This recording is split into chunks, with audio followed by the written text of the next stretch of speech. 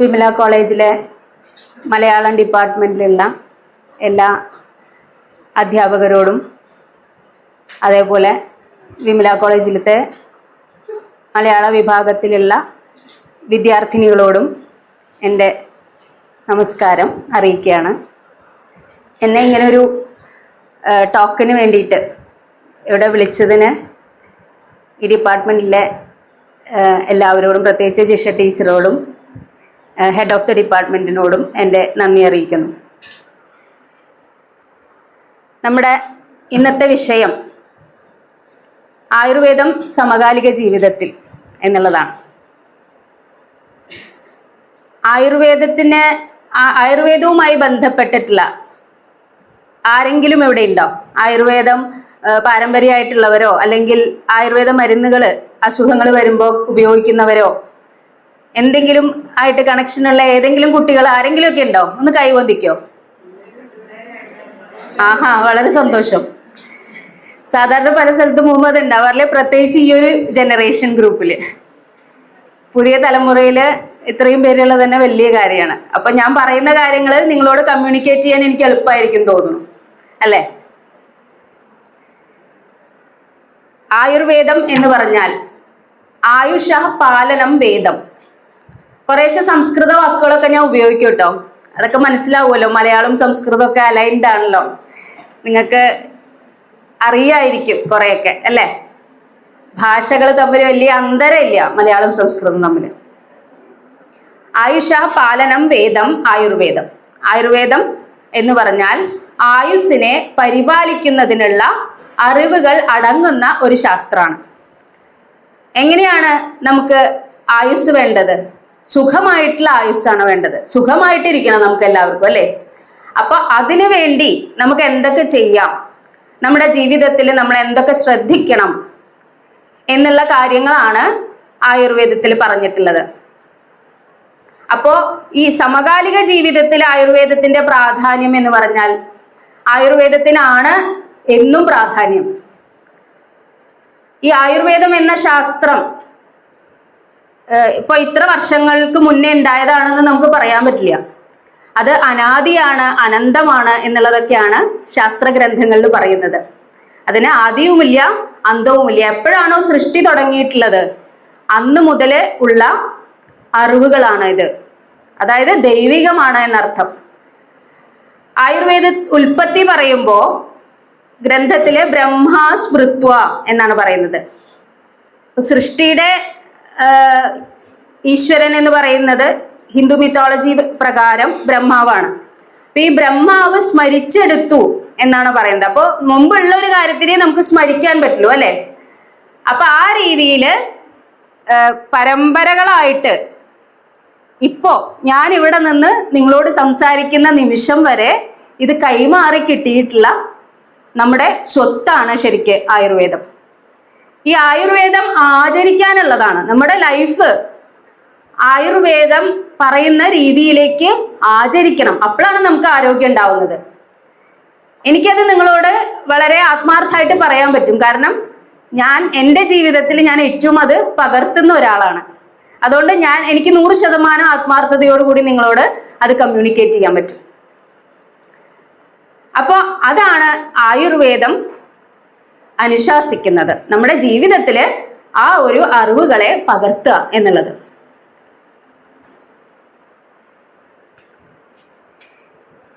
വയനാട്ടില് ഇപ്പോ നമ്മൾ ഈ കർക്കിടക മാസത്തില് ഈ ആയുർവേദത്തിന്റെ പ്രാധാന്യം കണക്കിലെടുത്തുകൊണ്ടാണ് നിങ്ങൾ ഇങ്ങനെ ഒരു പരിപാടി സംഘടിപ്പിച്ചത്, അല്ലേ? കർക്കിടക മാസത്തിൽ തന്നെ ഇങ്ങനെ ഒരു പരിപാടി സംഘടിപ്പിച്ചത്. ഈ കർക്കിടക മാസത്തിനെ നമ്മൾ ആരോഗ്യ സംരക്ഷണത്തിനായിട്ട് ഉപയോഗിക്കാറുണ്ട്. പക്ഷേ കർക്കിടക മാസത്തിന് പഞ്ഞമാസം, ദുരിതമാസം എന്നൊക്കെയുള്ള പല പേരുകളും ഉണ്ട്. ആ ദുരിതം നമ്മൾ കണ്ടതാണ് എവിടെ? നമ്മുടെ കൊച്ചു കേരളത്തില് വയനാട്ടിൽ നമ്മൾ ഈ ദുരന്തം, കർക്കിടക മാസത്തിലെ ആ മഹാദുരന്തം നമ്മൾ കണ്ടു, അല്ലേ? ആ ദുരന്തത്തിൽ ഒരുപാട് ആളുകൾ നമുക്ക് നഷ്ടപ്പെട്ടു. പല ആളുകൾക്കും എല്ലാം നഷ്ടപ്പെട്ടു. ജീവൻ തിരിച്ചു കിട്ടിയവർക്ക് എല്ലാം നഷ്ടപ്പെട്ടു, അല്ലെ? അപ്പൊ ഈ ആ ഒരു പ്രകൃതി ദുരന്തം, അതിനെക്കുറിച്ച് അതെങ്ങനെ ഉണ്ടാവുന്നു, അതിനെക്കുറിച്ച് മുതൽ നമ്മുടെ ഗ്രന്ഥങ്ങളില്, ആയുർവേദ ഗ്രന്ഥങ്ങളിൽ പറയുന്നുണ്ട്. അതുകൊണ്ടാണ് ഞാൻ ഇങ്ങനെ ഒരു ടോപ്പിക്, അതായത് സമകാലികമായിട്ടുള്ള, ഏറ്റവും സമകാലികമായിട്ടുള്ള ആയുർവേദവുമായി ബന്ധപ്പെട്ട് പറയാവുന്ന ഒരു കാര്യമാണിത്. അതുകൊണ്ടാണ് ഇങ്ങനെ ഒരു ടോപ്പിക് ഞാൻ ഇവിടെ എടുത്ത് ഇടാൻ കാരണം. ഈ വയനാട്ടില് മരിച്ചുപോയ ആളുകൾക്ക് വേണ്ടി ശരിക്കും നമുക്ക് ഒരു നിമിഷം പ്രാർത്ഥിക്കേണ്ടത് ആവശ്യമാണ്. അതോടുകൂടി ആ പ്രകൃതിയോടും നമ്മൾ പ്രാർത്ഥിക്കേണ്ടത് ആവശ്യമാണ്, നമുക്ക് ഇനി ഇങ്ങനെ ഒരു ദുരന്തം ഇല്ലാതിരിക്കാനായിട്ട്. അല്ലേ? എല്ലാവരും ഒരു നിമിഷം ഒന്ന് അവർക്ക് വേണ്ടി നമുക്ക് മൗനം ദീക്ഷിക്കാം.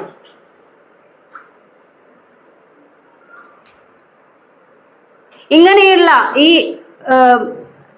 ഇങ്ങനെയുള്ള ദുരന്തങ്ങൾ, അതുപോലെ കമ്മ്യൂണിക്കബിൾ ഡിസീസസ്, അങ്ങനെയുള്ള കാര്യങ്ങൾക്കെല്ലാം കൂടി ആയുർവേദത്തിൽ പറയുന്ന പേരാണ് ജനപദോധ്വംസം. ജനപദം എന്ന് പറഞ്ഞാൽ എന്താണ്? ജനപദം എന്ന് പറഞ്ഞാൽ എന്താന്ന് ആർക്കെങ്കിലും അറിയോ? സംസ്കൃത ടീച്ചർ.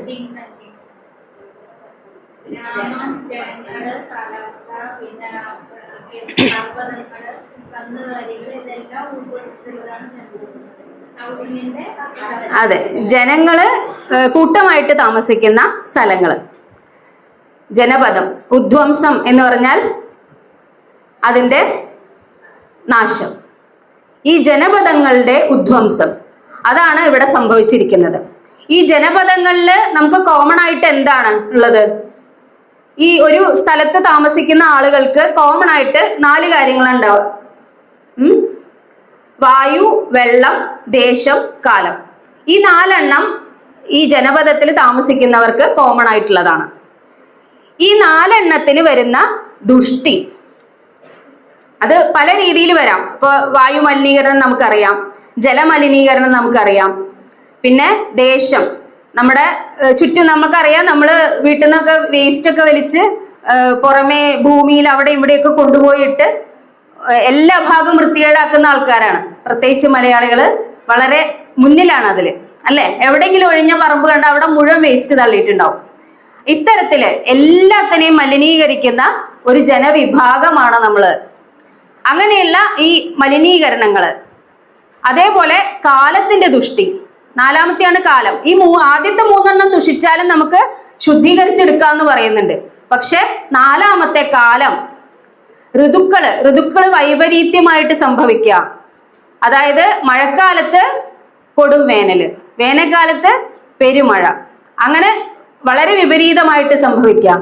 അതേപോലെ ഇങ്ങനെയുള്ള ഈ പറഞ്ഞ രീതിയിലുള്ള ഡിസാസ്റ്റേഴ്സ് സംഭവിക്കാം. അങ്ങനെയൊക്കെ വരുമ്പോ ഈ ദേശവും കാലവും എല്ലാം ദുഷിക്കും. നമുക്കറിയാം, ഈ കാലം ദുഷിക്കുമ്പോൾ ലോകം മുഴുവൻ അതിനെ ബാധിക്കും. ഇപ്പൊ ഗ്ലോബൽ വാർമിംഗ് നമുക്കറിയാം. അത്തരത്തില് എല്ലാം ദുഷിക്കുമ്പോ നമുക്ക് ഇതിനെ പിടിച്ചു നിൽക്കാൻ വയ്യാത്ത അവസ്ഥയിലാവും. അപ്പോ പ്രകൃതി അതിന് എതിരെ പ്രവർത്തിക്കാൻ തുടങ്ങും. അതാണ് നമ്മൾ വയനാട്ടിൽ കണ്ടത്.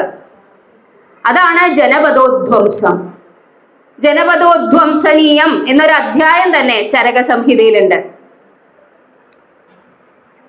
നമ്മുടെ ഏറ്റവും പുരാതനമായിട്ടുള്ള ഗ്രന്ഥമാണ് ചരക സംഹിത. ചരകാചാര്യനാണ് അത് നമുക്ക് പ്രദാനം ചെയ്തിട്ടുള്ളത്. അതേപോലെ സുശ്രുത സംഹിത, സർജിക്കൽ ആയിട്ടുള്ള കാര്യങ്ങൾ പറയുന്നത് സുശ്രുത സംഹിതയിലാണ്.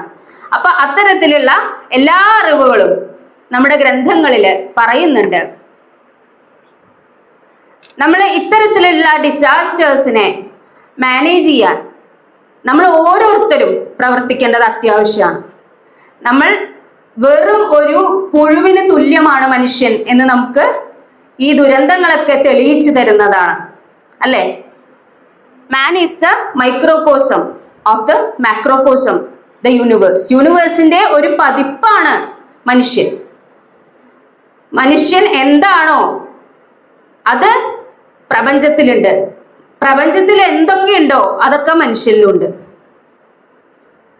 ഈ പ്രപഞ്ചത്തിലെ എല്ലാ ഘടകങ്ങളും, ഓരോ അണുവും സൃഷ്ടിച്ചിരിക്കുന്നത് എന്തുകൊണ്ടാണ്? എന്താണ് അടിസ്ഥാന ഘടകങ്ങൾ? നിങ്ങൾക്കറിയോ? ആർക്കെങ്കിലും അറിയോ?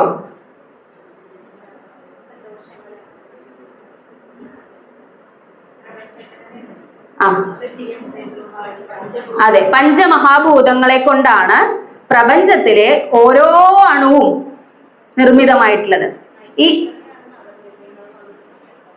ഈ പഞ്ചമഹാഭൂതങ്ങളില് ചേതന ചേരുമ്പോൾ, അതായത് ജീവൻ ചേരുമ്പോഴാണ് അവിടെ ജീവനുള്ള വസ്തുക്കൾ, സചേതനമായിട്ടുള്ള വസ്തുക്കൾ ഉണ്ടാവുന്നത്. ഈ പഞ്ചമഹാഭൂതത്തിലെ ചേതന ഇല്ലെങ്കിൽ അത് അചേതന വസ്തുക്കളായി. അങ്ങനെ രണ്ട് രീതിയിലാണ് സൃഷ്ടി നടക്കുന്നത്, സൃഷ്ടിയുള്ളത്. എല്ലാത്തിലും ഉണ്ട് പഞ്ചമഹാഭൂതങ്ങൾ. ഈ പഞ്ചമഹാഭൂതങ്ങളെ നമ്മുടെ ശരീരത്തിലേക്ക് എടുക്കുമ്പോൾ അതിനെ ത്രിദോഷങ്ങളായിട്ട് എടുക്കുകയാണ് ആയുർവേദത്തില്. ത്രിദോഷങ്ങൾ എന്ന് പറഞ്ഞാൽ ഇതിൽ നിങ്ങൾക്ക് കാണുമ്പോൾ മനസ്സിലാവും. അതില് കഫം എന്ന് പറയുന്നത് ഭൂമി, ജലം എന്നിവ ചേർന്നിട്ടാണ് ഉണ്ടാവുന്നത്. അതേപോലെ പിത്തം എന്നത് അഗ്നി, ജലം ചേർന്നിട്ടാണ് പിത്തം ഉണ്ടാവുന്നത്. അതുപോലെ വായു, ആകാശം ചേർന്നിട്ടാണ് വാദം ഉണ്ടാകുന്നത്. അതിനെ നമ്മൾ ഈ പഞ്ചമഹാഭൂതങ്ങൾ എന്ന് പറയുന്നത് വളരെ സൂക്ഷ്മമായിട്ടുള്ള ഒരു കൺസെപ്റ്റ് ആയതുകൊണ്ട് അതിനെ നമ്മൾ ത്രിദോഷം എന്നുള്ള ഒരു കൺസെപ്റ്റിലേക്ക്, കുറച്ചും കൂടി ഗ്രോസ് ആയിട്ടുള്ള ഒരു കൺസെപ്റ്റിലേക്ക് കൊണ്ടുവന്നിരിക്കുകയാണ്. അങ്ങനെയാണ് നമുക്കത് ചികിത്സയ്ക്ക് എളുപ്പമാകുന്നത്. അപ്പോൾ ഈ ത്രിദോഷങ്ങളുടെ ബേസ് ചെയ്തിട്ടാണ് ആയുർവേദത്തിലെ എല്ലാ കാര്യങ്ങളും. അത് എന്ത് കാര്യമായാലും, ഇപ്പൊ നമ്മള് ഭക്ഷണം കഴിക്കുന്നതായാലും നമ്മള് മലമൂത്ര വിസർജന എല്ലാം നമ്മൾ ഇതിന്റെ ബേസിസിലാണ് പറയാം. നമ്മുടെ ശരീരത്തിലെ ഹൃദയത്തിന് മുകളില് കഫത്തിന്റെ സ്ഥാനമാണ്. അതുപോലെ ഹൃദയത്തിനും നാഭിക്കും ഇടയിലാണ് പിത്തത്തിന്റെ സ്ഥാനം. നാഭിക്ക് താഴെയാണ് വാദത്തിന്റെ സ്ഥാനം. നിങ്ങൾക്കറിയാം, നിങ്ങൾക്ക് കഫക്കെട്ട് അങ്ങനെയുള്ള, ഞാൻ വളരെ സിമ്പിൾ ആയിട്ട് പറയാണ്. കഫക്കെട്ടൊക്കെ വരുമ്പോൾ നമുക്ക് എപ്പോഴും ഈ ചെസ്റ്റിന്റെ മുകളിലേക്കാണ് കൂടുതൽ വരിക, അല്ലെ? അത് കഫത്തിന്റെ സ്ഥാനമായതുകൊണ്ടാണ്. അങ്ങനെ കഫത്തിന്റെ രോഗങ്ങൾ വരുമ്പോൾ അവിടെയാണ് നമുക്ക് കൂടുതൽ ബുദ്ധിമുട്ടുണ്ടാവുക. അതേപോലെ പൈത്തികമായ കാര്യങ്ങൾ, ദഹന സംബന്ധമായിട്ടുള്ളത്, അങ്ങനെയുള്ള ഓർഗൻസ് ഒക്കെ ആ മിഡിൽ പോർഷനിലാണ്. താഴേക്കാണ് വാദസംബന്ധമായിട്ടുള്ള കാര്യങ്ങൾ ഉണ്ടാവുക. മലമൂത്ര വിസർജന ഇതൊക്കെ കൺട്രോൾ ചെയ്യുന്നത് വാദമാണ്. അതേപോലെ ഓരോ ദിവസത്തിനും പ്രത്യേകതയുണ്ട്. ഓരോ ദിവസത്തില് രാവിലെ കഫത്തിന്റെ കാലാണ്, ഉച്ചയ്ക്ക് പിത്തത്തിന്റെ കാലവും വൈകിട്ട് വാദത്തിന്റെ സമയമാണ്. ഈ വാദ സംബന്ധമായിട്ടുള്ള വേദനകളൊക്കെ എപ്പോഴും കൂടുന്നത് വൈകുന്നേരമായിരിക്കും. നിങ്ങൾക്ക് ശ്രദ്ധിച്ചാൽ അറിയാം. അപ്പൊ നിങ്ങൾക്കൊന്നും അത്തരം വേദനകൾ വരേണ്ട പ്രായമായിട്ടില്ല, പക്ഷെ കുറച്ച് പ്രായമായവര് ആലോചിച്ചാൽ അവർക്ക് മനസ്സിലാവും. ഈ വൈകുന്നേരങ്ങളിലാണ് വാദസംബന്ധമായ വേദനകളൊക്കെ കൂടുക. കഫസംബന്ധമായിട്ടുള്ള ഉപദ്രവങ്ങൾ എപ്പോഴും രാവിലെയാണ് ഉണ്ടാവുക. ഈ മൂക്കടപ്പ്, സൈനസിന്റെ പ്രോബ്ലം, ഇതൊക്കെ ഏറ്റവും കൂടുതൽ അനുഭവപ്പെടുക രാവിലെ ആയിരിക്കും. ഇതേപോലെ തന്നെ രാത്രിയിലും ഉണ്ട്. അത് കൂടുതൽ നമ്മൾ ഉറക്കമായതുകൊണ്ട് നമുക്ക് അങ്ങനെ അറിയാൻ പറ്റില്ല. പക്ഷെ രാത്രിയിലും ഇതേപോലെ മൂന്നായിട്ട് തരംതിരിക്കുന്നുണ്ട്. അതേപോലെ നമ്മൾ കഴിക്കുന്ന ആഹാരത്തിന്റെ ദഹന സമയവും ഇതേപോലെ നമ്മൾ തരംതിരിക്കുന്നുണ്ട്. അതേപോലെ നമ്മുടെ വയസ്സ്, ബാല്യകാലത്ത് കഫമാണ് കൂടുക, അതായത് യൗവനകാലത്ത് പിത്തമായിരിക്കും കൂടുതൽ ഉണ്ടാവുക. വയസ്സാവുമ്പോൾ നമുക്ക് വാദമാണ് വർദ്ധിക്കുന്നത്. അത് വളരെ എവിഡന്റ് ആണ്. ഈ വയസ്സാവുമ്പോൾ വാദത്തിന്റെ കുറച്ച് ബുദ്ധിമുട്ടുണ്ട് എന്നൊക്കെ എല്ലാവരും പറയില്ലേ. അതിന്റെ കാരണം ഇതാണ്. വയസ്സാവുമ്പോൾ ഈ ധാതുക്കൾക്കൊക്കെ ക്ഷയം വരും. അപ്പൊ അവിടെ ഈ വാദമാണ് കൂടുതൽ പ്രവർത്തിക്കുക. വേദനകൾ എല്ലാം നമുക്ക് കൂടും. നമ്മൾ എല്ല് തേയ്മാനം, അത് ഇതെന്നൊക്കെ പറയാറില്ലേ. എല്ല് മാത്രമല്ല, എല്ലാ ധാതുക്കൾക്കും ക്ഷയം സംഭവിക്കും. ഇനി ഈ ആയുർവേദം എന്ന് പറയുന്നത് വെറും ഒരു മെഡിക്കൽ സയൻസ് ആണോ? ടീച്ചർ പറഞ്ഞു അതിനെപ്പറ്റി. മെഡിക്കൽ സയൻസ് മാത്രമല്ല, അത് എല്ലാത്തിനെയും ഞാൻ ഇപ്പൊ നേരത്തെ പറഞ്ഞില്ലേ, പ്രപഞ്ചത്തിന്റെ ഒരു നിസ്സാരമായിട്ടുള്ള ഒരു ഭാഗമായിട്ടാണ്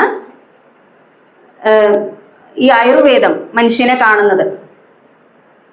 അപ്പൊ പ്രപഞ്ചത്തിനോട് കൂറ് പുലർത്തിക്കൊണ്ട് മാത്രമേ നമുക്ക് ഇവിടെ ജീവിക്കാൻ പറ്റുള്ളൂ. ഇപ്പൊ നമ്മൾ ചികിത്സയുടെ അല്ലെങ്കിൽ മനുഷ്യന്റെ കാര്യത്തിലേക്ക് വരികയാണ് ഇനി. അപ്പോ ഈ ആയുർവേദത്തിനെ നമുക്ക് രണ്ടായിട്ട് തരംതിരിക്കാം. സ്വസ്ഥവൃത്തം എന്നും ആതുരവൃത്തം എന്നും. സ്വസ്ഥവൃത്തം, സ്വസ്ഥം എന്ന് പറഞ്ഞാൽ ദോഷങ്ങളൊക്കെ സമമായിട്ടിരിക്കുന്ന അവസ്ഥ. ഒരു ഹെൽത്തി ഇൻഡിവിജ്വൽ ആണ് സ്വസ്ഥൻ. സ്വസ്ഥസ്യ സ്വാസ്ഥ്യ സംരക്ഷണം. ഈ സ്വസ്ഥനായിരിക്കുന്ന ഒരാൾ, അതായത് പ്രിവെൻഷൻ എന്ന് വേണമെങ്കിൽ നമുക്ക് പറയാം. സ്വസ്ഥനായിട്ട് രോഗമൊന്നുമില്ലാതെ ഇരിക്കുന്ന ഒരു വ്യക്തിയുടെ ആരോഗ്യം സംരക്ഷിക്കാൻ എന്തൊക്കെ കാര്യങ്ങൾ ചെയ്യണം. അതേപോലെ ആതുരവൃത്തം എന്നുള്ള ഒരു വിഭാഗമുണ്ട്. അതായത് രോഗിയായി കഴിഞ്ഞാൽ, ഇപ്പൊ സ്വസ്ഥനായിട്ടുള്ള ഒരാള് അവനവന്റെ തോന്നിവാസം കൊണ്ട് രോഗം വരികയാണെങ്കിൽ അപ്പൊ നമ്മൾ അതിനെ എങ്ങനെ ട്രീറ്റ് ചെയ്യണം. അങ്ങനെ 2 വിഭാഗമാണ് ശരിക്കും ആയുർവേദത്തിലുള്ളത്. അപ്പൊ സ്വസ്ഥസ്യ സ്വാസ്ഥ്യ സംരക്ഷണം, ആതുരസ്യ വികാര പ്രശമനം. അങ്ങനെ 2 വിഭാഗങ്ങളാണ് ആയുർവേദത്തിനുള്ളത്. ഇപ്പൊ ഒരു ട്രെൻഡ് കാണുന്നത് എല്ലാവരും ഈ സ്വസ്ഥസ്യ സ്വാസ്ഥ്യ സംരക്ഷണം മാത്രമാണ് എന്ന് ധരിക്കുന്നുണ്ട് പല ആൾക്കാരും. ഇപ്പൊ സുഖചികിത്സയ്ക്ക് പോവാം കർക്കിടക മാസമായ. അത് മാത്രല്ല, എല്ലാ രോഗത്തിനും നമുക്ക് ചികിത്സകളുണ്ട്. പല ടെസ്റ്റുകളിലും കണ്ടുപിടിക്കാൻ പറ്റാതെ രോഗി വലഞ്ഞു വരുന്ന അവസ്ഥകൾ ആയുർവേദം പലപ്പോഴും രക്ഷയ്ക്കെത്താറുണ്ട്. കാരണം ടെസ്റ്റുകളിൽ ഇപ്പൊ വാദത്തിന്റെ സംബന്ധമായിട്ടുള്ള എന്തെങ്കിലും ഒരു ബുദ്ധിമുട്ടാണെങ്കിൽ ചിലപ്പോ നിങ്ങൾ എന്ത് സ്കാൻ ചെയ്തോളൂ അത് കാണില്ല, അങ്ങനെ കാണാൻ പറ്റില്ല. അങ്ങനെയുള്ള കേസുകളിൽ പലപ്പോഴും ആയുർവേദം കൊണ്ട് നമുക്ക് നല്ല ഒരു റിസൾട്ട് ഉണ്ടാക്കാൻ പറ്റാറുണ്ട്. അപ്പൊ സ്വസ്ഥവൃത്തം മാത്രല്ല, ഇപ്പൊ ഏറ്റവും കൂടുതൽ ഈ സ്വസ്ഥവൃത്തം, അതേപോലെ വളരെ ഭൂമി എന്നൊരു വിഭാഗമാണ് കോസ്മെറ്റോളജി. എല്ലാവരും വിചാരം നിറം വെക്കാൻ, മുടി കൊഴിച്ചിൽ മാറാൻ, ഇതിനൊക്കെ മാത്രമാണ്. യൂട്യൂബേഴ്സ് കുറെ ഇങ്ങനെ വീഡിയോസ് ഒക്കെ ഇട്ടിട്ട് അത് കാണാനാണ് ആളുകൾക്ക് താല്പര്യം. പക്ഷേ നമ്മുടെ വേറൊരു വിഭാഗം കൂടി ഉണ്ട്, എല്ലാത്തരം രോഗങ്ങൾക്കും ചികിത്സകള്. ഇപ്പൊ ഇമ്മ്യൂണിറ്റിക്കാണെങ്കിലും ഒക്കെയുള്ള ഒരുപാട് കാര്യങ്ങൾ ആയുർവേദത്തിൽ ചെയ്യാൻ പറ്റും. ഇപ്പൊ കോവിഡ് വന്ന സമയത്ത് ഗവൺമെന്റ് അതിനെ അപ്രൂവൽ തന്നിട്ടില്ലെങ്കിലും ഒരുപാട് പേര് ഈ മരുന്നുകൾ കഴിച്ചുകൊണ്ട് ഈ രോഗം വരാതെ നോക്കിയവരുണ്ട്. ഉത്തമ ഉദാഹരണം എൻ്റെ ഫാമിലി തന്നെയാണ്. എൻ്റെ ഫാമിലിയിൽ ഒരാൾക്കും വന്നിട്ടില്ല കോവിഡ്. അത്ര എക്സ്പോസ്ഡ് ആണ്. ഞാൻ ഒരു ദിവസം പോലും വീട്ടിലിരുന്നിട്ടില്ല. എന്നും എനിക്ക് കൺസൾട്ടേഷൻ ഉണ്ടായിരുന്നു. ആർക്കും വന്നിട്ടില്ല, ദൈവാധീനം. പക്ഷെ അത് ഞാൻ ഉറച്ചു വിശ്വസിക്കുന്നു നമ്മുടെ ലൈഫ് സ്റ്റൈൽ കൊണ്ടാണെന്നുള്ളത്. അപ്പൊ അത്തരത്തില് നമുക്ക് ഒരുപാട് കാര്യങ്ങൾ ആയുർവേദത്തില് ചെയ്യാനുണ്ട്. നിങ്ങൾ ആദ്യം തന്നെ ഈ മരുന്നുകൾ വെറുതെ വിഴുങ്ങാൻ നോക്കുന്നതിനെ മുന്നേ ഇങ്ങനെയുള്ള റെമഡീസ്, പല ഹോം റെമഡീസ് ഉണ്ട്. ഏതെങ്കിലും ആയുർവേദ വൈദ്യന്മാരെ കണ്ടു കഴിഞ്ഞാൽ നിങ്ങൾക്ക് ചെറിയ ചെറിയ ടിപ്സ് ഒക്കെ പറഞ്ഞു തരും. അങ്ങനെയുള്ള ഒരുപാടുണ്ട് ശരിക്ക്, നമ്മുടെ നാട്ടിൽ ഒക്കെ ഉണ്ട്. അപ്പൊ ചെറിയ ചെറിയ പനികള് അല്ലെങ്കിൽ അങ്ങനെയുള്ളതിനൊക്കെ പോയിട്ട് ആന്റിബയോട്ടിക്കോ അങ്ങനെയുള്ള മരുന്നുകൾ കഴിക്കാൻ നിൽക്കാതെ നമ്മൾ കുറെയൊക്കെ ഇങ്ങനെയുള്ള ഇതും കൂടി ആശ്രയിക്കണം. ഇവിടെ അത് ആശ്രയിക്കുന്നവർ കുറെ പേരുണ്ടെന്ന് തോന്നുന്നു. അത് വളരെ സന്തോഷം. ഒരുപാട് ഇപ്പൊ വിദേശ രാജ്യങ്ങളിലൊന്നും ഇത്രയും മാത്രം നമ്മുടെ നാട്ടിലെ പോലെയൊന്നും അലോപ്പതിയെ ആശ്രയിക്കുന്നില്ല. പറ്റില്ല അവർക്ക്. ഇത്ര പെട്ടെന്നൊന്നും ഓടിച്ചെന്നാൽ അവർക്ക് ഡോക്ടറെ കാണാനൊന്നും പറ്റില്ല. അലോപ്പതിയിൽ എമർജൻസി കെയർ മാത്രമേ ഉള്ളൂ. അത്രേ വേണ്ടൂ. അത് കുറച്ചും കൂടിയും നിങ്ങൾ എല്ലാവരും അവെയർ ആയിരിക്കണം. അപ്പൊ നമ്മുടെ ആരോഗ്യത്തിനെ നമുക്ക് സംരക്ഷിക്കാൻ പറ്റും. ആന്റിബയോട്ടിക്സ് കഴിക്കും തോറും നമ്മുടെ ഇമ്മ്യൂണിറ്റി കുറയാണ്. അത് അലോപ്പതി ഡോക്ടർമാരും ശരിവെച്ചിട്ടുള്ളതാണ്. പറ്റുമെങ്കിൽ അത് ഒഴിവാക്കുക. അങ്ങനെയുള്ള അവസ്ഥകൾ ഉണ്ടെങ്കിൽ മാത്രം അതിനെ ആശ്രയിക്കാൻ ശ്രമിക്കുക. സ്വസ്ഥവൃത്തം. അപ്പോൾ നമുക്ക് സ്വസ്ഥന്റെ കാര്യങ്ങളെ കുറിച്ച് നോക്കാം. എന്തൊക്കെയാണ് ചെയ്യേണ്ടത്, സ്വസ്ഥനായിരിക്കുന്ന ഒരു വ്യക്തി എന്തൊക്കെയാണ് ചെയ്യുന്നത്. സ്വസ്ഥൻ എന്ന് വെച്ചാൽ ഞാൻ പറഞ്ഞു, സമദോഷ സമ അഗ്നിശ്ച സമധാതു മലക്രിയ പ്രസന്ന ആത്മ ഇന്ദ്രിയ മന സ്വസ്ഥ ഇത്യഭിധീയതയെ. സമദോഷം, 3 ദോഷങ്ങൾ ഞാൻ പറഞ്ഞു ഇല്ലേ? ഈ 3 ദോഷങ്ങള് സമമായിരിക്കണം ശരീരത്തില്. അത് ഇംബാലൻസ്ഡ് ആവാൻ പാടില്ല. അപ്പൊ അത് ബാലൻസ്ഡ് ആവാൻ എന്തൊക്കെ ചെയ്യണം എന്നുള്ളതിനെ കുറിച്ച് നമുക്ക് അറിവുണ്ടാവണം. അതാണ് സ്വസ്ഥവൃത്തം. ആ ബാലൻസ് കാത്തു സൂക്ഷിക്കുക. അതേപോലെ സമധാതു, ഈ ദോഷങ്ങള് ധാതുക്കളിലാണ് ദുഷ്ടി ഉണ്ടാക്കുന്നത്. ധാതുക്കൾ സപ്തധാതുക്കളാണ്. രസരക്ത മാംസ മേധസ് മജ്ജ അസ്ഥി മജ്ജ, രസരക്ത മാംസ മേധസ് അസ്ഥി മജ്ജ ശുക്ലം. ഈ 7 എണ്ണം ഈ 7 എണ്ണത്തിനും ദുഷ്ടി ഉണ്ടാവാൻ പാടില്ല. പിന്നെ മലങ്ങള്, 3 മലങ്ങള്, മൂത്രം, പുരീഷം, വേർപ്പ്. മൂത്രം, മലം, പിന്നെ വേർപ്പ്. അങ്ങനെ ഈ 3 എണ്ണത്തിനും അതും കൃത്യമായിട്ട് ആ പ്രവൃത്തിയും നമ്മുടെ ശരീരത്തിൽ കൃത്യമായിട്ട് നടക്കണം. പ്രസന്ന ആത്മ ഇന്ദ്രിയ മന. ആത്മാവ്, ഇന്ദ്രിയം, മനസ്സ്, ഇതെല്ലാം പ്രസന്നമായിട്ടിരിക്കണം. അങ്ങനെ ഇരിക്കുന്ന ഒരാളെയാണ് നമ്മൾ സ്വസ്ഥൻ എന്ന് വിളിക്കുക. അങ്ങനെയുള്ള ആൾക്കാരാണോ നമ്മളൊക്കെ? ഒന്ന് ചിന്തിച്ചു നോക്കൂ. ഭക്ഷണമൊക്കെ വളരെ കൃത്യമായിട്ട്, കൃത്യസമയത്ത്, മലമൂത്ര വിസർജനം കൃത്യസമയത്ത്, എപ്പോഴും ഉഷാറായിട്ടിരിക്കുന്നു, പോസിറ്റീവായിട്ടിരിക്കുന്നു. അങ്ങനെയാണോ നമ്മളൊക്കെ? അങ്ങനെയുള്ള ഒരാളാണ് സ്വസ്ഥൻ. കോരുക് എന്ന് പറഞ്ഞിട്ട് ഇതിന്റെ ഒരു വേർഷൻ ഐതിഹ്യമാല കേട്ടിട്ടുണ്ടോ? ഐതിഹ്യമാല എഴുതിയതാരാ? കൊട്ടാരത്തിൽ ശങ്കുണ്ണി. ഐതിഹ്യമാലയില് കോരുക് എന്ന് പറയുന്ന ഒരു ഭാഗമുണ്ട്. അറിയോ അത്? സിലബസിൽ പഠിക്കാണ്. അപ്പൊ ഞാൻ പറയണ്ടല്ലോ അതിനെ കുറിച്ച്.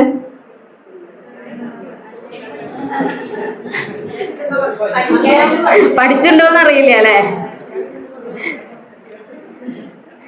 ആലത്തിയൂർ നമ്പി എന്ന് പറഞ്ഞൊരു മഹാവൈദ്യൻ ഉണ്ടായിരുന്നു.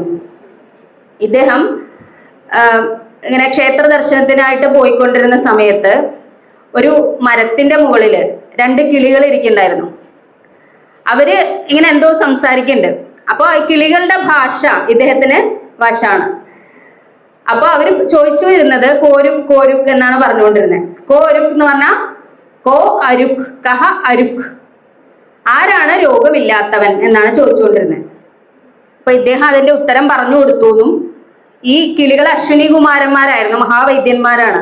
ഇവര് അദ്ദേഹത്തിന്റെ ശിഷ്യരായിട്ട് കൂടെ കൂടിയെന്നുമാണ് ഐതിഹ്യം. അത് പിന്നെ കുറെ ഉണ്ട് കഥ. അപ്പൊ ആ കോ ഒരുക് എന്നുള്ളതിന് അദ്ദേഹം കൊടുത്ത ഒരു ഉത്തരമുണ്ട്. അപ്പൊ ഞാൻ പറഞ്ഞതിന് സമാനാണ്. കാലേ ഹിതമിത ഭോജി കൃതചംക്രമണ അവിധൃത മൂത്രപുരീഷ ക്രമേണ വാമശയ സ്ത്രീഷു യഥാത്മാ യോ നര സ അരുക്. കാലേ ഹിതമിത ഭോജി എന്ന് വെച്ചാൽ സമയാസമയങ്ങളില് ഹിതവും മിതവുമായിട്ട് ആഹാരം കഴിക്കാം.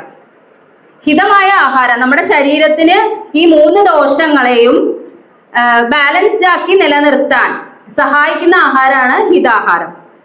അങ്ങനെ ഹിതമായിട്ടും മിതമായിട്ടും നമ്മുടെ ആവശ്യത്തിന് കഴിച്ചാൽ മതി. മൂക്കുമുട്ട കഴിക്കുക എന്ന് പറയില്ലേ, അങ്ങനെ കഴിക്കണ്ട. അങ്ങനെ കഴിക്കുമ്പോ എന്താ സംഭവിക്കുക?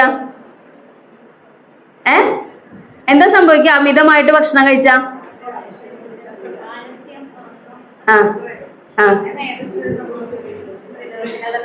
ബാലൻസ് തെറ്റും, ദഹനം നടക്കില്ല. അപ്പൊ മിതമായിട്ട് ആഹാരം കഴിക്കാം. പിന്നെ കൃതചംക്രമണ, അത്യാവശ്യം വ്യായാമം കൃത്യമായിട്ട് ചെയ്യാം. ദിവസവും വ്യായാമം ചെയ്യണം. എന്നാൽ മാത്രമേ നമ്മൾ കഴിച്ച ആഹാരം ശരീരത്തിൽ പിടിക്കുള്ളൂ. നിങ്ങൾ ഡെഫിഷ്യൻസി എന്ന് പറഞ്ഞിട്ട് കുറെ മരുന്നുകൾ കഴിക്കാറുണ്ട് അല്ലേ? അതൊക്കെ ശരീരത്തിൽ പിടിച്ചാലല്ലേ കാര്യമുള്ളൂ. അതൊക്കെ ശരീരത്തിൽ പിടിക്കണമെങ്കിൽ നമ്മുടെ ശാരീരിക ദോഷങ്ങള് ശരിയായിട്ട് പ്രവർത്തിക്കണം. അതൊന്നുമില്ല, ഡൈജഷനും ഒന്നും നടക്കില്ല. കുറെ ഈ ഗുളികകൾ കഴിക്കണമെങ്കിലും നമുക്ക് അഗ്നി വേണം. ബേസിക് ആയിട്ട് കുറെ കാര്യങ്ങളുണ്ട്. മനസ്സിലായോ? അപ്പോ ആ ഒരു കാര്യത്തിന് വേണ്ടിയിട്ടാണ് ഇത്രയും കാര്യങ്ങൾ പറയുന്നത്. കാലേ ഹിതമിത ഭോജി കൃതചംക്രമണ അവിധൃത മൂത്രപുരീഷ. മൂത്രപുരീഷങ്ങളെ ഞാൻ ഇപ്പൊ പറഞ്ഞു, മൂത്രപുരീഷങ്ങളെ പിടിച്ചു വെക്കാതിരിക്കുക. ക്രമേണ വാമശയ, ഇടതുവശം ചേർന്ന് ഇടതുവശം ചെരിഞ്ഞു കിടക്കണം എന്നാ പറയാ. നമുക്കറിയാം ആ കാർഡിയാക് പമ്പിങ് കറക്റ്റ് ആവാൻ വേണ്ടിയിട്ടാണ് ഇടതുവശം ചെരിഞ്ഞിട്ടാണ് ഉറങ്ങാൻ പറയുന്നത്. പിന്നെ സ്ത്രീഷു യഥാത്മാ, മൈഥുനാദി കാര്യങ്ങള്, അതൊക്കെ നമ്മുടെ ലൈഫിന്റെ ബാലൻസിന് വേണ്ട സംഗതികളാണ്. അങ്ങനെയുള്ള ഈ കാര്യങ്ങളൊക്കെ കൃത്യമായിട്ട് ചെയ്യുന്ന ഒരാളാണ് അരുക്, രോഗം ഇല്ലാത്ത വ്യക്തി എന്നാണ് അവിടെ അദ്ദേഹം പറയുന്ന മറുപടി. അപ്പൊ അങ്ങനെയുള്ള ആൾക്ക് വേണ്ടിയിട്ടാണ് സ്വസ്ഥവൃത്തം. ഈ സ്വസ്ഥവൃത്തത്തിൽ വരുന്നതാണ് ദിനചര്യ. ദിനചര്യയില് ഏറ്റവും ഒന്നാമത് എന്താണ്? ഏറ്റവും ഒന്നാമത്തെ കാര്യം എന്താ? നമ്മൾ എപ്പോഴും ഒരു ദിവസം തുടങ്ങണം രാവിലെ. രാവിലെ എപ്പോഴാ എണീക്കണ്ടേ? ബ്രഹ്മേ മുഹൂർത്തേ ഉത്തിഷ്ഠേ. ആരൊക്കെ ഉണ്ട് ബ്രഹ്മ മുഹൂർത്തത്തിൽ ഉണരുന്നവരൊന്ന് കൈപൊന്തിക്കോ. ബ്രാഹ്മ മുഹൂർത്തത്തിൽ ഉണർന്നിട്ട് പഠിക്കുന്നവർ എത്ര പേരുണ്ട് നോക്കട്ടെ.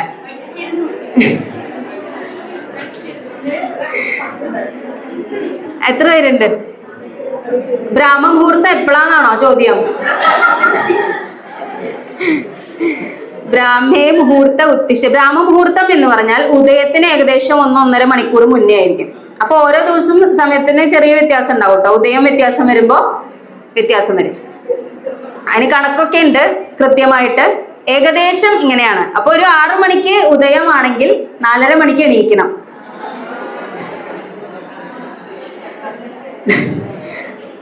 എന്തിനാണ് അങ്ങനെ എണീക്കുന്നത്? സ്വസ്ഥോ രക്ഷാർത്ഥം ആയുഷ. നിങ്ങൾക്ക് ആയുസിന്റെ രക്ഷയ്ക്കായിട്ടാണ്. നിങ്ങൾക്ക് ആയുസ്സും ആരോഗ്യം വേണമെങ്കിൽ മതി, അല്ലാത്തവര് ചെയ്യണ്ട. അത്രേ ഉള്ളൂ. അപ്പൊ നിങ്ങൾക്ക് ഇതൊന്നും വേണ്ട അല്ലേ? അപ്പൊ ശരി, ഞാൻ അപ്പൊ ഇത് പെട്ടി മടക്കാം. ഓക്കെ. അപ്പൊ എഴുന്നേറ്റ് കഴിഞ്ഞിട്ട് പിന്നെ നമ്മള് ശൗചാദി കർമ്മങ്ങള്, ശുദ്ധിക്രിയകളാണ്. പല്ല് തേക്കുക, അങ്ങനെയുള്ള കാര്യങ്ങളുണ്ടല്ലോ. ശൗചകർമ്മങ്ങള്, മലമൂത്ര വിസർജനം ചെയ്യുക. അതേപോലെ പ്രാധാന്യമുള്ളതാണ് നമ്മുടെ പഞ്ച ഇന്ദ്രിയങ്ങൾക്കും ഉള്ള കാര്യങ്ങള്. പഞ്ച ഇന്ദ്രിയങ്ങളെ സംരക്ഷിക്കാനുള്ള കുറെ കാര്യങ്ങൾ പറയുന്നുണ്ട്. കണ്ണിന് അഞ്ജനം, ചെവിയില് കർണപൂരണം, പിന്നെ നസ്യം, അങ്ങനെ കുറെ കാര്യങ്ങള്. ഇത് വളരെ ഫലപ്രദമാണ് എന്നുള്ളത് 100% ഉറപ്പാണ്. കാരണം ഇത് ചെയ്യുന്ന ആളുകളെ എനിക്കറിയാം കൃത്യമായിട്ട്. അങ്ങനെയുള്ളവർക്ക് ഇപ്പോഴും 70കളിലും കാഴ്ച ഒരു തരി പോലും കുറയാത്ത ആളുകളുണ്ട്. നിത്യം ചെറുപ്പം മുതലേ ഈ കണ്ണിൽ അഞ്ജനം ഒക്കെ ചെയ്യുന്ന ആൾക്കാർക്ക് ഈ കണ്ണിനുള്ള യാതൊരു പ്രശ്നങ്ങളും, വെള്ളെഴുത്ത പോലത്തെ പ്രശ്നങ്ങളില്ലേ, നമുക്ക് എന്തായാലും ഒരു പ്രായമായി വരും, അതുപോലും വരാത്ത ആളുകളുണ്ട് എന്നർത്ഥം. അപ്പൊ ഇതൊക്കെ സത്യമായിട്ടുള്ള കാര്യങ്ങളാണ്. നമ്മളിതൊന്നും ചെയ്യാതെയാണ് നമുക്ക് ആരോഗ്യമില്ല എന്ന് പറഞ്ഞ് നിലവിളിക്കണേ അല്ലേ? സമയമില്ല എന്ന് പറയും. സമയമില്ലാത്തതിനാണ് ബ്രാഹ്മ മുഹൂർത്തത്തിലാണ് ഉണരാൻ പറഞ്ഞത് കേട്ടോ. അപ്പൊ അങ്ങനെയുള്ള കാര്യങ്ങള് ഇതിൽ പറയുന്നുണ്ട്. അതൊക്കെ നിങ്ങൾക്ക് ആ ഫോട്ടോയിൽ കാണാൻ പറ്റും.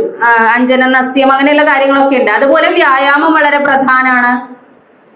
വ്യായാമം കൃത്യമായിട്ട് എല്ലാ ദിവസവും ചെയ്യണം. അരമണിക്കൂറെങ്കിലും നമ്മള് വ്യായാമം വേണം. എന്നാൽ മാത്രമേ നമുക്ക് ഉണർവും ഉന്മേഷവും ഉണ്ടാവുള്ളൂ. നമ്മൾ കഴിച്ച ആഹാരം കൃത്യമായിട്ട് ദഹിക്കുള്ളൂ. അത് വളരെ മസ്റ്റാണ് ആ കാര്യം. ഇപ്പൊ ചെറിയ കുട്ടികൾ വരെ, വളരെ ചെറിയ പ്രായത്തിലുള്ള കുട്ടികൾ വരെ ഒബിസിറ്റിയാണ്, വണ്ണം വെച്ച് വരികയാണ്. അവർക്കൊന്നും ഒരു വ്യായാമവും ഇല്ല. കാരണം അവർക്ക് ഒന്നാമത് പഠനത്തിന്റെ ലോഡ് അത്രയ്ക്കുണ്ട്. അതേപോലെ കളിക്കാൻ സ്ഥലമില്ല. ആരും കുട്ടികളെ പുറത്തേക്ക് വിടുന്നില്ല കളിക്കാൻ.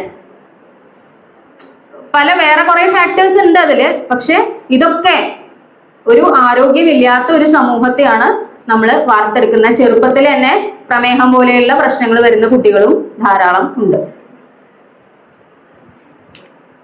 അതേപോലെ തന്നെ പ്രാധാന്യമുള്ളതാണ് ഋതുചര്യ. ഋതുചര്യ ടീച്ചർ പറഞ്ഞു കർക്കിടക മാസത്തിൽ നമ്മൾ ചികിത്സകൾ, ആയുർവേദം പറഞ്ഞ കാര്യങ്ങളൊക്കെ ചെയ്യും എന്നുള്ളത്. കർക്കിടക മാസത്തിലല്ല, എല്ലാ മാസത്തിലും എല്ലാ ഋതുക്കളിലും ചെയ്യേണ്ട കാര്യങ്ങളുണ്ട്. ഈ വേനൽക്കാലത്ത് നമ്മൾ വളരെ ലൈറ്റ് ആയിട്ടുള്ള വസ്ത്രങ്ങളൊക്കെ ഇടുക.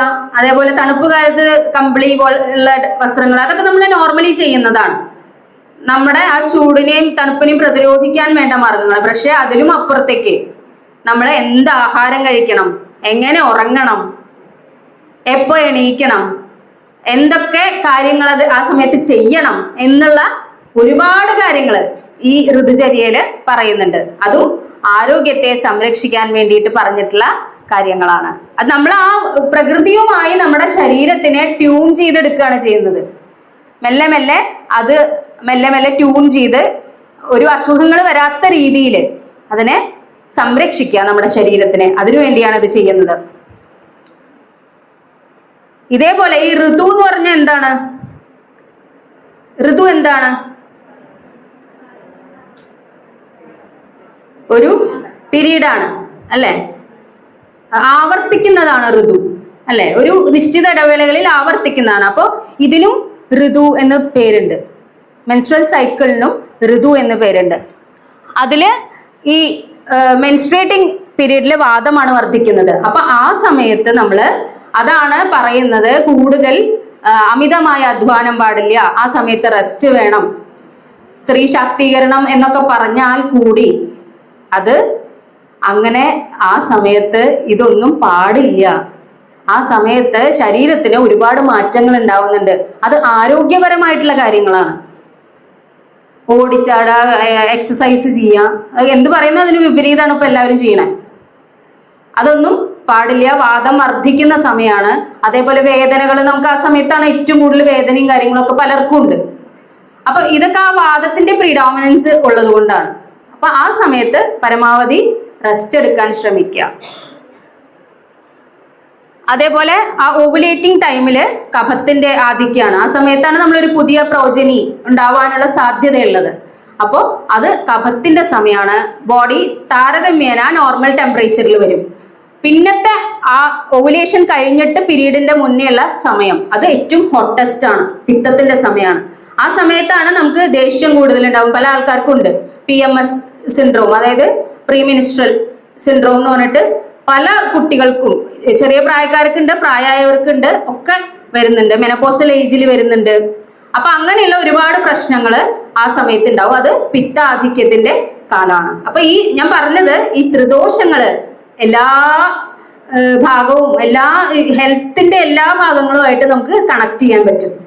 അങ്ങനെയാണ് നമ്മൾ അതിനെ വീക്ഷിക്കുന്നത്. ആയുർവേദ വൈദ്യന്മാരെ ഇതിനെ, ശരീരത്തെ വീക്ഷിക്കുന്നത് ത്രിദോഷത്തിന്റെ അടിസ്ഥാനത്തിലാണ്. പിന്നെ ആയുർവേദ ഡയറ്റ്. ഈ ഡയറ്റിന്റെ കാര്യം പറയുമ്പോൾ നമ്മൾ 3 കാര്യങ്ങൾ അതിൽ ശ്രദ്ധിക്കണം. എന്ത് കഴിക്കണം, എപ്പോൾ കഴിക്കണം, എത്ര കഴിക്കണം, എന്താണ് കഴിക്കേണ്ടത്. ഈ ത്രിദോഷങ്ങളെ ബാലൻസ് ചെയ്ത് നിർത്താനാണ് കേട്ടോ എന്താ കഴിക്കേണ്ടതെന്ന് ചോദിക്കണേ.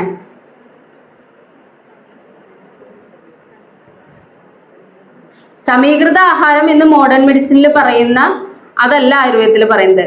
നമ്മളെ ശരീരത്തെ ഈ 3 ദോഷങ്ങളെയും ബാലൻസ്ഡ് ആക്കി നിലനിർത്തുകയും രോഗങ്ങൾ വരാതെ സംരക്ഷിക്കുകയും ചെയ്യുന്നതും മനസ്സിന് ശാന്തിയെ ഉണ്ടാക്കുന്നതുമായിട്ടുള്ള ആഹാരമാണ് സാത്വികമായിട്ടുള്ള ആഹാരം. സാത്വികമായ ആഹാരത്തിൽ വരുന്നതാണ് നെയ്യ്, പാല്, അതുപോലെ വെണ്ണ ഇത്യാദി സാധനങ്ങള്, പച്ചക്കറികള്, പഴങ്ങള്, ഇതൊക്കെ അതിനകത്ത് വരുന്നതാണ്. പിന്നെ നമ്മൾ സാധാരണ ഈ കേരളീയമായിട്ടുള്ള നാടൻ ഭക്ഷണങ്ങള്, മാംസം ഒഴിവാക്കാനൊന്നും പറയുന്നില്ല. മാംസം കഴിക്കുന്ന രീതിക്കാണ് പ്രശ്നം. മാംസം അതിനെ പറ്റാത്ത രീതിയിൽ, വിരുദ്ധമായ രീതിയിൽ ഉണ്ടാക്കി കഴിക്കുമ്പോഴാണ് അത് ശരീരത്തിന് ദോഷമായി മാറുന്നത്. മാംസം നിങ്ങൾക്ക് കഴിക്കാം, പക്ഷെ അതിന് ചില വിധികളുണ്ട്. ആ രീതിയിൽ വേണം കഴിക്കാൻ. ബെല്ലടിച്ചു എന്ന് തോന്നുന്നു അല്ലേ? വേഗം അവസാനിപ്പിക്കട്ടാ. അപ്പൊ ആഹാരത്തിന്റെ കാര്യം അതാണ്. അടുത്തത് ആതുരവൃത്തം.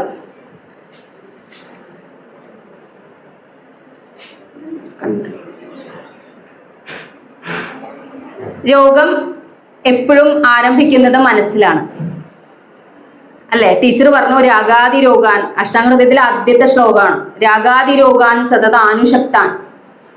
അപ്പൊ രാഗം, ദ്വേഷം, അഭിനിവേശം, കാമം ഇത്യാദികളായിട്ടുള്ള മനോവികാരങ്ങളാണ് രോഗങ്ങളെ നമ്മുടെ സൂക്ഷ്മമായ തലത്തില്, ശരീരത്തിന്റെ സൂക്ഷ്മമായ തലത്തില് ഉണ്ടാക്കുന്നത്. അത് പിന്നീട് സ്ഥൂലരൂപത്തില് രോഗങ്ങളായിട്ട് പരിണമിക്കുകയാണ്. നമുക്ക് സ്ട്രെസ് കൂടുന്തോറും എന്ത് രോഗമാണെങ്കിലും അധികരിക്കും. എത്രയും നമ്മൾ പോസിറ്റീവായിട്ട് ഇരിക്കുന്നോ അത്രയും രോഗസാധ്യത നമുക്ക് കുറയും. അത് അനുഭവമാണ്. നമ്മൾ പല ആൾക്കാരെ നോക്കിക്കോളും. എത്ര പോസിറ്റീവ് ആയിരിക്കുന്നോ നിങ്ങൾക്ക് രോഗത്തെ ചെറുക്കാൻ പറ്റും. നമ്മള് പല ആൾക്കാരും ഇപ്പോ നല്ല ഇന്റലക്ച്വലി ഒക്കെ ഭയങ്കര ഹൈ ആയിട്ടുള്ള ആൾക്കാർ പോലും മനസ്സ് വളരെ ലോലമായിരിക്കും. അങ്ങനെയുള്ളവർക്ക് രോഗം വരും. അതാണ് മനസ്സും ഹൃദയവും തമ്മിലുള്ള ബന്ധം ഞാൻ കാണിച്ചിരിക്കുന്നത്. ബുദ്ധിയുണ്ട്, വിവരമുണ്ട്, പക്ഷെ അവരാണ് ഏറ്റവും കൂടുതൽ മരുന്നുകൾ കഴിക്കുന്നുണ്ടാവുക. ടെൻഷൻ കാരണമാണത്. അതിനെ ഈ മനസ്സിന്റെ മുകളിൽ നമ്മുടെ ബുദ്ധി പ്രവർത്തിച്ചുകൊണ്ട് നമ്മൾ ഈ ആരോഗ്യത്തിനായിട്ടുള്ള കാര്യങ്ങൾ ചെയ്യുമ്പോൾ മാത്രമാണ് അത് നമുക്ക് ആരോഗ്യത്തിനായിട്ട് ഭവിക്കുന്നത്. പിന്നെ ആയുർവേദത്തിന് 8 അംഗങ്ങളാണ്. എല്ലാ വിഭാഗങ്ങളും ആയുർവേദത്തിലുണ്ട്. കായ, ബാല, ഗ്രഹ, ഊർധ്വാംഗ, ശല്യ, ദംഷ്ട്ര, ജരാ, വൃഷാൻ, അങ്ങനെ 8 വിഭാഗങ്ങളാണ് ആയുർവേദത്തിലുള്ളത്. ഈ ഇതിനെ ഓരോന്നിനും ഓരോ ബ്രാഞ്ച് അല്ല. ഇപ്പോ അലോപ്പതിയിൽ കാണുന്നത് പോലെ സൈക്കാട്രി, ഗൈനക്കോളജി അങ്ങനെ അങ്ങനെ വേറെ വിഭാഗങ്ങളാക്കിയിട്ടൊന്നുമില്ല. ഇതില് അഗ്രഗണ്യരായവര് അതാത് ചികിത്സകൾ കൈകാര്യം ചെയ്യും. അവര് എല്ലാം കൈകാര്യം ചെയ്യും. അതിന്റെ ബേസിക് ഒക്കെ ഒന്ന് തന്നെയാണ്. പക്ഷെ അതാത് ചികിത്സകളിൽ പ്രാവീണ്യം നേടിയവര് അതാത് ചികിത്സകൾ കൈകാര്യം ചെയ്യും. പക്ഷെ ഇപ്പോ അക്കാഡമിക് തലത്തിൽ വന്നപ്പോ അതിൽ എല്ലാം ബ്രാഞ്ചുകളുണ്ട്. അതാതിനെ സ്പെഷ്യലൈസ് ചെയ്ത ആളുകളും ഉണ്ട്. അപ്പൊ കായ ചികിത്സ എന്ന് പറഞ്ഞാൽ നമ്മുടെ ജനറൽ മെഡിസിൻ പോലെ പറയാം. ബാലചികിത്സ, കുട്ടികളുടെ ചികിത്സ, അതില് അമ്മയുടെ ചികിത്സ വരും. ഈ കുട്ടി എന്ന് പറഞ്ഞാൽ കുട്ടി ഉണ്ടായതിനു ശേഷമല്ല, ഉണ്ടാവുന്നതിന് മുമ്പേ തന്നെ അതിലാണ് അമ്മയുടെ അച്ഛന്റെ ആരോഗ്യം ഒക്കെ അതിനകത്ത് വരുന്ന കാര്യങ്ങളാണ്. അതിനൊക്കെ വളരെയധികം പ്രാധാന്യമുണ്ട്. ശരിക്കും ഇന്ന് ഇൻഫെർട്ടിലിറ്റി ക്ലിനിക്കുകൾ എത്രയാ പൊന്തണെന്ന് നമുക്കറിയാം. പക്ഷെ ആയുർവേദത്തിന്റെ സാധ്യതകൾ നമ്മൾ അതിൽ വളരെയധികം പ്രയോജനപ്പെടുത്തേണ്ടത് വളരെ അത്യാവശ്യമാണ്. കാരണം ഒരുപാട് കാര്യങ്ങൾ ചെയ്യാൻ പറ്റും. നമ്മൾ സ്ത്രീയെയും പുരുഷനെയും പൂർണ്ണമായിട്ട് ശുദ്ധീകരിച്ച് അതിനുശേഷം ഒരു നല്ല സന്താനത്തെ വാർത്തെടുക്കാൻ പറ്റുന്ന രീതിയിലുള്ള ചികിത്സകൾ ആയുർവേദത്തിലുണ്ട്. അത് എല്ലാവരും അത് അഡോപ്റ്റ് ചെയ്യണം എന്നുള്ളത് മാത്രമാണ് അതിലെ പ്രശ്നം. അത് ആരും അത് അറിയില്ല. പലർക്കും അറിയുന്നവർ തന്നെ അതിലേക്ക് പോവില്ല. അപ്പോഴേക്കും ഈ നേരത്തെ പറഞ്ഞ പോലെ ടെൻഷൻ കൂടിയിട്ട് വേറെ വഴിക്ക് പോകും. പിന്നെ ഗ്രഹചികിത്സയില് മാനസിക രോഗങ്ങളൊക്കെ അതിൽ വരുന്നതാണ്. പിന്നെ ഊർധ്വാംഗ ചികിത്സ, അതില് ENT, കഴുത്തിന് മുകളിൽ ജത്രൂർധ്വമായിട്ടുള്ള കാര്യങ്ങളൊക്കെ അതിൽ വരും ഊർധ്വാംഗ ചികിത്സയില്. ശല്യചികിത്സ നിങ്ങൾക്കറിയാം, സർജറി. അത് ആയുർവേദത്തില് സർജറി വളരെ വിപുലമായിട്ട് തന്നെ പറഞ്ഞിട്ടുണ്ട്. പക്ഷെ ഇന്ന് പ്രാക്ടീസിൽ അത് ലോപിച്ചു പോയി. മോഡേൺ മെഡിസിനിൽ പറയുന്ന എല്ലാ ഇൻസ്ട്രുമെന്റ്സും ആയുർവേദ ഗ്രന്ഥങ്ങളിൽ പറയുന്നവയാണ്. എല്ലാ ഇൻസ്ട്രുമെന്റ് സുശ്രുത സംഹിതയിലുണ്ട്. അതേപോലെ അഷ്ടാംഗ ഹൃദയത്തിൽ ഒരുപാട് പറയുന്നുണ്ട്. അപ്പൊ നമുക്ക് മോഡേൺ സർജറി വായിച്ചു നോക്കുമ്പോൾ അതുമായിട്ട് വളരെ സിമിലാരിറ്റി കാണാൻ പറ്റും. ഒരു വ്യത്യാസം എന്താന്ന് വെച്ചാൽ ആയുർവേദത്തില് ഈ സർജറി അവസാന കൈയായിട്ട് മാത്രമേ പ്രയോഗിക്കാവൂ എന്ന് പ്രത്യേകം പറയുന്നുണ്ട്. നിങ്ങൾക്ക് മറ്റുള്ള ചികിത്സകൾ കൊണ്ട് ഫലം ലഭിക്കുന്നില്ലെങ്കിൽ മാത്രം ചെയ്യാവുന്ന ഒന്നാണ് സർജറി. ഇപ്പൊ അങ്ങനെയല്ല, ഇപ്പോ നേരെ തിരിച്ചാണെന്ന് തോന്നുന്നു. പിന്നെ ദംഷ്ട്ര ചികിത്സ എന്ന് പറഞ്ഞാൽ വിഷചികിത്സയാണ്. അപ്പോ സ്കിൻ ഡിസീസ് ഒക്കെ അതിനകത്ത് വരും. ജരാചികിത്സ നമ്മള് രസായന ചികിത്സകള്. വൃഷചികിത്സ എന്ന് പറഞ്ഞാൽ അഫ്രോഡിസിയാക്ക് ആയിട്ടുള്ള സന്താനോൽപാദനത്തിന് വേണ്ട കാര്യങ്ങള്. പിന്നെ പ്രധാനപ്പെട്ട ഒന്നാണ് പ്രകൃതി. അപ്പൊ നമ്മള് ഇങ്ങനെ ചികിത്സകൾ പറഞ്ഞു. ഈ ചികിത്സകളുടെ മുന്നേ, ചികിത്സ ചെയ്യുന്നതിന് മുന്നേ നമുക്ക് രോഗിയെ ഡയഗ്നോസ് ചെയ്യണം, വേണ്ടേ?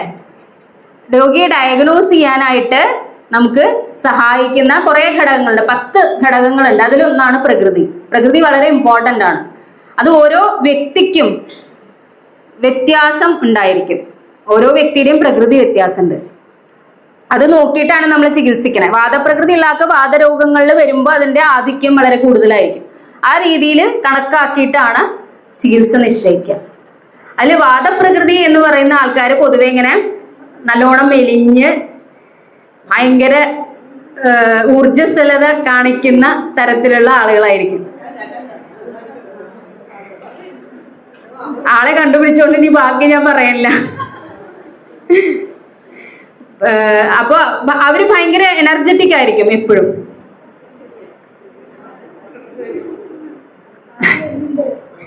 പിത്തപ്രകൃതി ആവുമ്പോ പൊതുവെ കുറച്ച് ഉരുണ്ട് ഒരു വാദപ്രകൃതിക്കാരെ പൊതുവെ ഉപമിക്കുന്നത് കാക്ക അങ്ങനെയൊക്കെയുള്ള ജീവികളോടാണ്, കുറച്ച് മെലിഞ്ഞിട്ടുള്ള അങ്ങനെയുള്ള ജീവികളോട്, കാക്ക, കഴുകൻ അങ്ങനെയുള്ള ജീവികളുമായിട്ടാണ് ഉപമിക്കുന്നത്. പിത്തപ്രകൃതി ആവുമ്പോ പൂച്ച, അതുപോലെ പുലി അങ്ങനെയുള്ള ജീവികളോടാണ് ഉപമിക്കുക. പൂച്ചക്കണ്ണുള്ളവര്, ചെമ്പൻ മുടിയുള്ളവര്, ഇവരൊക്കെ പിത്തപ്രകൃതിയിൽ വരുന്നതാണ്.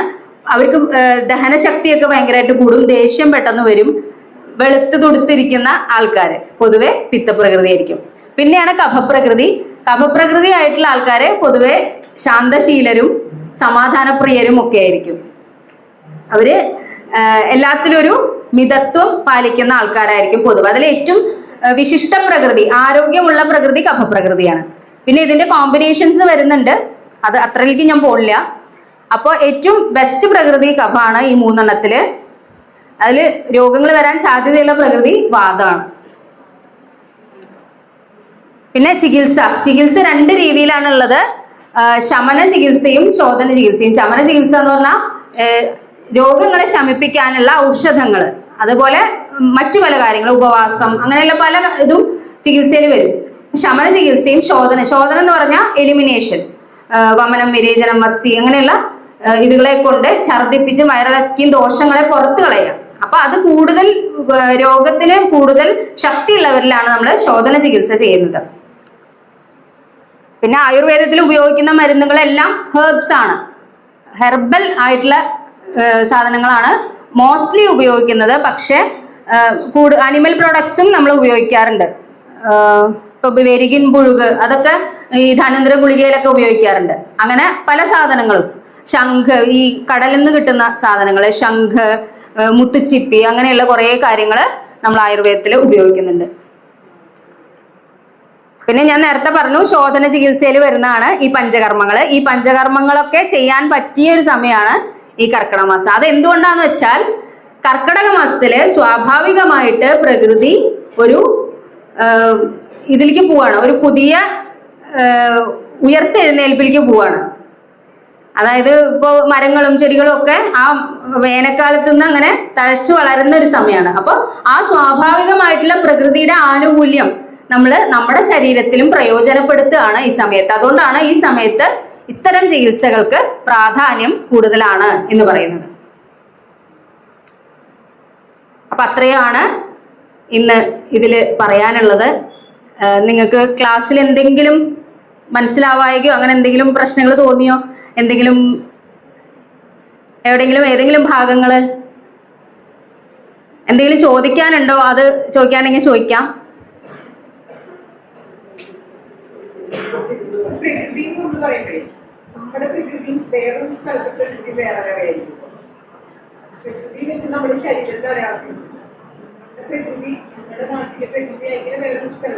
അത് ഓരോ നാടിനനുസരിച്ച് ഇപ്പൊ പിത്താണോ വാതാണോ കഫാണോ എന്നുള്ള ആധിക്യം ചിലപ്പോൾ ഉണ്ടാവാം. ഇപ്പോ പുറത്ത് വിദേശികളെയൊക്കെ കാണുമ്പോൾ കൂടുതലും നമുക്കൊരു പിത്തപ്രകൃതി ആയിട്ടാണ് കൂടുതലും അതിന് ആധിക്യം ഉണ്ടാവും. അല്ലാതെ ഈ പ്രകൃതി മൂന്നന്നെ, മനുഷ്യന് പ്രകൃതി മൂന്നന്നെ, അതിൽ ഏതിനാണോ ദോഷത്തിനാണോ ആധിക്യം എന്നുള്ളത് മാത്രമേ ഉള്ളൂ. അതാണ് വ്യത്യാസം. ചികിത്സിക്കുമ്പോഴും അങ്ങനെ തന്നെ അവർക്ക് ആ രീതിയിലുള്ള മരുന്നുകളാണ് നമ്മൾ പ്രയോഗിക്കുക. അതാണ്. വേറെ എന്തെങ്കിലും ചോദിക്കാനുണ്ടെങ്കിൽ ചോദിക്കാം, അല്ലെങ്കിൽ ഒരു സ്ലൈഡും കൂടിയും പറഞ്ഞിട്ട് നിർത്താം. ഇതാരാന്നറിയോ? മലയാളം ഡിപ്പാർട്ട്മെന്റിലുള്ള ആളുകൾ പറയൂ. ഒരാൾ മാത്രമേ ആൻസർ ചെയ്യുന്നുള്ളൂ കേട്ടോ. ആ ഭാഗത്തുനിന്ന് ആരെങ്കിലും പറയൂ. വള്ളത്തോളാണോ? ഈ വള്ളത്തോൾ ആയുർവേദമായിട്ട് എന്തെങ്കിലും ബന്ധമുള്ളതായിട്ട് അറിയോ?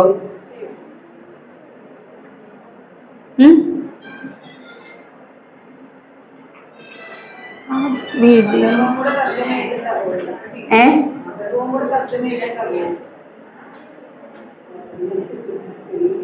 വള്ളത്തോള് ഒരു വൈദ്യനും കൂടി ആയിരുന്നു എന്നുള്ളതാണ് അറിഞ്ഞത്. ഞാനും ഈ ഇടയ്ക്കാണ് അറിഞ്ഞത്. ഒരുപാട് മുന്നേ എനിക്ക് അറിയില്ലായിരുന്നു. അദ്ദേഹം ആയുർവേദത്തിന്റെ 3-4 ഗ്രന്ഥങ്ങൾ എഴുതിയിട്ടുണ്ട്. അതൊന്നും ഇപ്പോ അവൈലബിൾ അല്ല.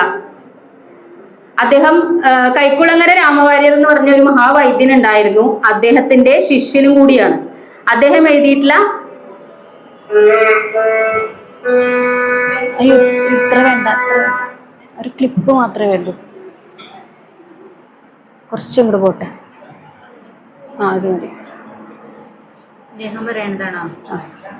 ഇത് വള്ളത്തോളിന്റെ മരുമകനാണ്.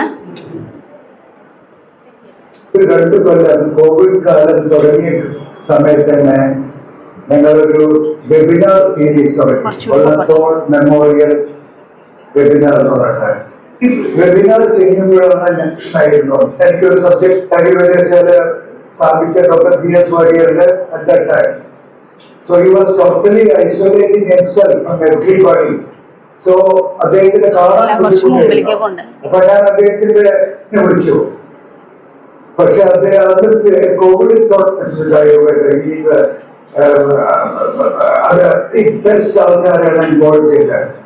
അപ്പൊ ആയുർവേദം എന്ന് പറഞ്ഞ ഉടനെ എന്റെ മനസ്സിൽ വന്നത് ഡോക്ടർ PG വാര്യറാണ്. കാരണം ഈ വെബിനാർ ചെയ്യുമ്പോഴാണ് ഞാൻ അത്ഭുതപ്പെട്ടത്. കുഴപ്പമില്ല, സമയം വൈകിയതുകൊണ്ട് എല്ലാവരും ഇത് കണ്ടാൽ മതി, യൂട്യൂബിലുണ്ട്. അപ്പൊ എനിക്ക് സന്തോഷമായി, സബ്ജക്ട് കൂടി കിട്ടി. എന്താണ് അദ്ദേഹം പറയുന്നത് വെച്ചാൽ, അദ്ദേഹം വള്ളത്തോൾ നാരായണ മേനോൻ 25 വർഷക്കാലം പ്രാക്ടീസിങ് ആയുർവേദിക് ഫിസിഷ്യൻ ആയിരുന്നു എന്നാണ് അദ്ദേഹം പറയുന്നത്. ബാലചികിത്സയില് പല ഗ്രന്ഥങ്ങൾ അദ്ദേഹം എഴുതിയിട്ടുണ്ട്. ആരോഗ്യ ചിന്താമണി എന്നാണ് ഈ കൈക്കുളങ്ങര രാമവാര്യരുടെ ആരോഗ്യ കൽപ്പദ്രുമത്തിന്റെ പരിഭാഷയുടെ പേര്. അങ്ങനെ വൈദ്യജീവനം, പിന്നെ ഗർഭരക്ഷാക്രമം, അങ്ങനെ പല ഗ്രന്ഥങ്ങളും അദ്ദേഹം എഴുതിയിട്ടുണ്ട്. ഈ ആരോഗ്യ ചിന്താമണി എന്ന് പറഞ്ഞ ബുക്ക് ഉണ്ടല്ലോ, അത് അവൈലബിൾ ആണ് ഓൺലൈനിൽ, ഇവരുടെ തന്നെ വെബ്സൈറ്റിൽ അവൈലബിൾ ആണ്. ആ വീഡിയോയുടെ താഴെ ഞാൻ ലിങ്ക് കൊടുത്തിട്ടുണ്ട് യൂട്യൂബിൽ. അത് നിങ്ങൾക്ക് വേണമെങ്കിൽ റെഫർ ചെയ്യാൻ പറ്റും. അത് നിങ്ങൾക്ക് ഉപകാരപ്പെടില്ല കാര്യമായിട്ട്, പക്ഷെ ആയുർവേദ വിദ്യാർത്ഥികൾക്കാണ് കൂടുതൽ ഉപകാരപ്പെടുക. കുറച്ച് കട്ടി മലയാളമാണ്, സംസ്കൃതത്തിനേക്കാൾ ബുദ്ധിമുട്ടാണ് വായിച്ച് മനസ്സിലാക്കാൻ. അപ്പോൾ അത്തരത്തില് നിങ്ങളുടെ വളരെ അടുത്ത ഒരു മഹാകവിക്ക് കൂടി ആയുർവേദത്തിനോട് ഇത്രയും ബന്ധമുണ്ട് എന്നുള്ളത് കാണിക്കാനാണ് ഞാൻ ആ വീഡിയോ ഇട്ടത്. അപ്പോൾ ഇതുവരെ എന്നെ ശ്രവിച്ച എല്ലാവർക്കും നന്ദി. പിന്നെ കൂടുതലൊന്നും ആർക്കും ചോദിക്കാനില്ല എന്ന് വിചാരിക്കുന്നു. തൽക്കാലം നിർത്തുന്നു.